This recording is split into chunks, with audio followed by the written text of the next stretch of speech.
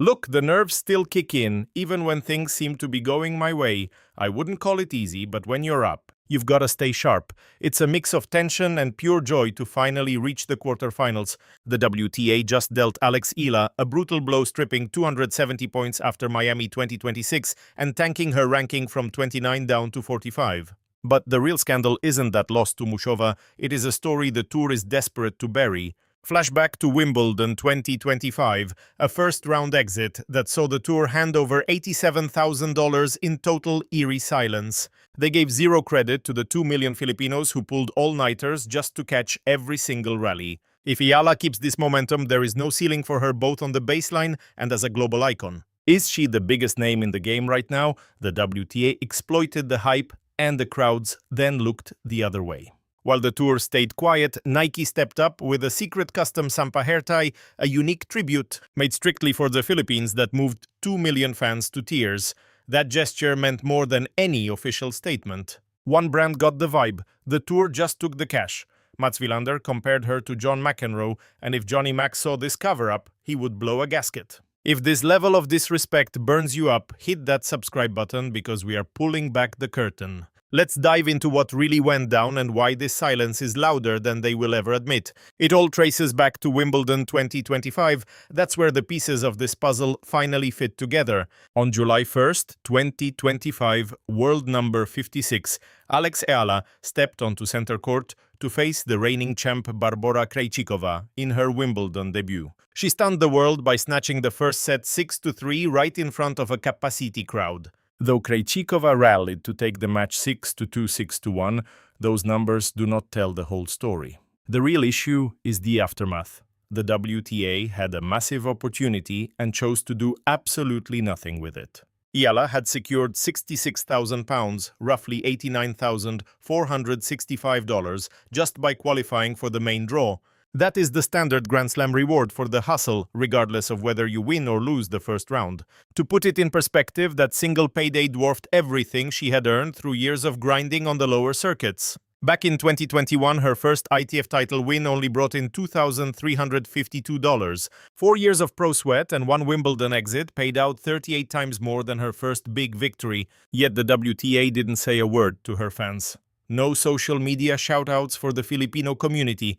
Nothing. No one celebrated what that paycheck meant for the very first Filipina to grace the lawns of Wimbledon. This organization claims to crave emerging markets and diverse audiences, yet they ignored their own success story. They cashed the checks from the viewership and the engagement, then ghosted the fans who made it happen. This wasn't a one-time glitch. Look at the Miami Open in March 2025. Eala entered as a number 140 wildcard, basically a long shot, who wasn't supposed to make waves. Then she went on a tear, taking down Jelena Ostapenko, Madison Keys, and Iga Swiatek back-to-back to reach the semis. She swept 3 Grand Slam winners in straight sets as a wildcard. That is unheard of. Filipino fans did not just watch, they flooded the internet, crashing servers and setting social media algorithms on fire. That semi-final run earned her $332,160 and propelled her into the top 100. She became the highest-ranked Filipino ever.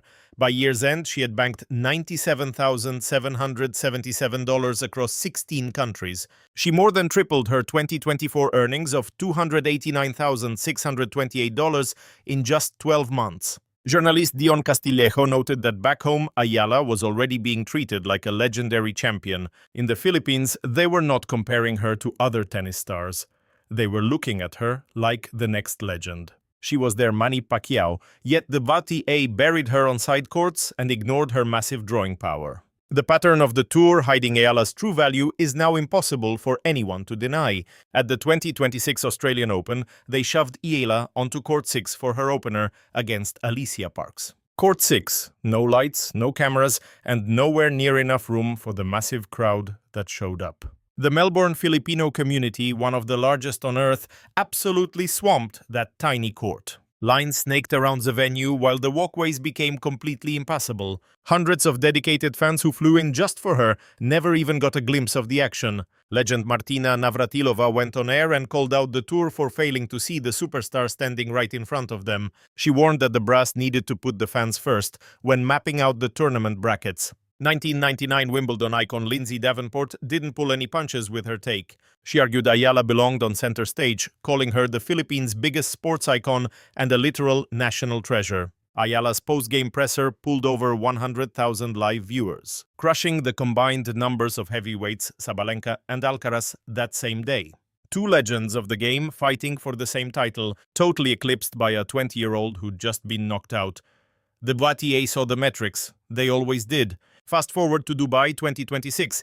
Different city, same snub. Officials kept burying Ayala on side courts at the worst hours. The fans went ballistic online. Finally, they caved, giving her the primetime night slot, the crown jewel of the schedule, and the place packed out instantly.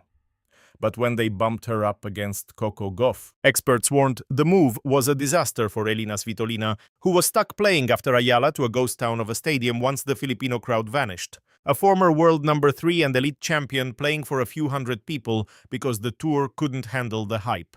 Even Gauff apologized to Ayala's fans during her interview for making them wait so long. When a top 5 star starts shouting out another player's fan base, you know the game has shifted. This just doesn't happen. It happened because the Ayala craze was a freight train no one could stop, except apparently the people making the brackets. That's where the secret gift changed the game, and Nike did what the WTA wouldn't touch. The night before her Wimbledon debut, Nike sent her a mystery box containing a custom Sampaguita hair tie.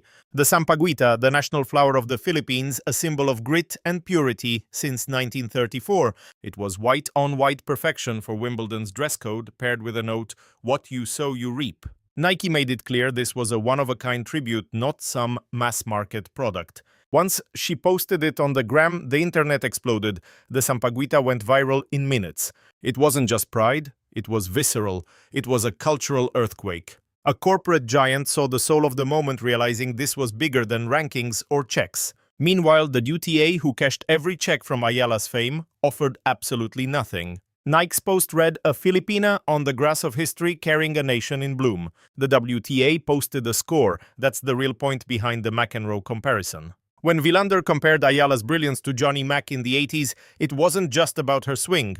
McEnroe's whole vibe was that tennis belonged to everyone, even if the gatekeepers tried to lock the doors. He even played Manila in 1989 at the Nino Aquino Stadium with Bjorn Borg. He knows exactly what happens when Filipino fans show up for one of their own. If McEnroe saw the WTA silence on that $87,000 payday, the court 6 snubs, and the total lack of respect compared to Nike's move, he'd lose it. Not because he loves a tantrum, but because the disrespect is just that loud. Ayala is currently ranked 45 after Miami slipping from her peak at 29 after losing some points. She's heading to the Linz Open to start the clay season with plenty of room to surge back up the rankings. At 20, with the Nadal Academy team in her corner, her potential is through the roof. But the real story isn't about her ranking or stats. It is about the WTA wasting one of the most electric stories the sport has ever seen. A kid from Quezon City who turned a $2,352 win into almost $100,000 in 1 year. A player who outdrew the world's best. A star whose $87,000 check was never even acknowledged by the tour that profited from her fans. Nike gave her a piece of her homeland and a message in her own tongue. The WTA just cleared the transaction and looked for the next match. One powerhouse recognized Alex Eala's true weight, the other is desperately trying to keep it under wraps. Whether it's a calculated move or total negligence, her supporters are feeling the sting either way. This story carries more weight than any rank drop or Miami blowout.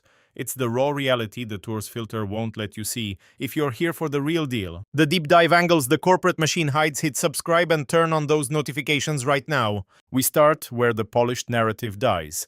Pro tennis is darker, louder, and way more compelling than any bland press release suggests. Her saga proves it. Fire away in the comments because we've only just begun to tear this apart.